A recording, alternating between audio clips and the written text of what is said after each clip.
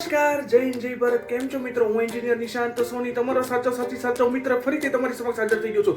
જી હા મિત્રો, કેમ છો તમે બધા? સ્વસ્થ, મસ્ત, તંદુરસ્ત એવી શુભકામના સાથે ચાલો વિડીયો શરૂ કરીએ.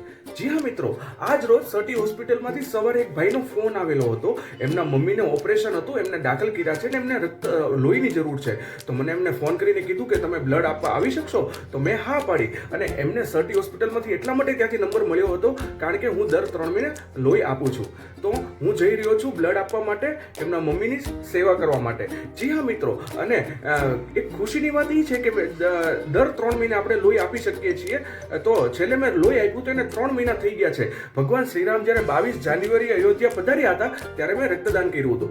તો એ વાતને 3 મહિના થઈ ગયા, તો આજે રક્તદાન કરી શકું છું. તો હું જઈ રહ્યો છું બ્લડ આપવા માટે સટી હોસ્પિટલે, અને એ ભાઈની મદદ કરવા માટે, એમના મમ્મીની મદદ કરવા માટે.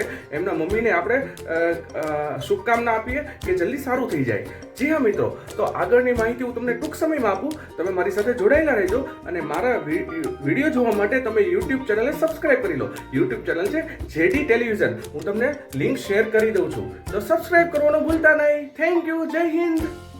નમસ્કાર, જય હિન્દ, જય ભારત. હું એન્જિનિયર નિશાંત સોની આવી ગયો છું સટી હોસ્પિટલમાં. આ ભાઈ ચિરાગભાઈ છે, એમની મદદ કરવા માટે, બ્લડ ડોનેશન કરવા માટે. તો મને ખૂબ જ સારું લાગી રહ્યું છે. હું બ્લડ ડોનેશનનું કામ કરવા, સેવા કરવા આવી ગયો છું અને મને ખૂબ જ ધન્યતા હું અનુભવી રહ્યો છું. રક્તદાન એ મહાદાન છે. જો તમે રક્ત આપો છો તો ઘણા બધા લોકોની જિંદગી બચી શકે છે, જેમને રક્તની જરૂર હોય છે. તો ચિરાગભાઈ, એના મમ્મીને બ્લડની જરૂર છે, હોસ્પિટલમાં એડમિટ છે, તો હું એમના માટે આવ્યો છું. તો ચિરાગભાઈ, 2 શબ્દ જણાવો.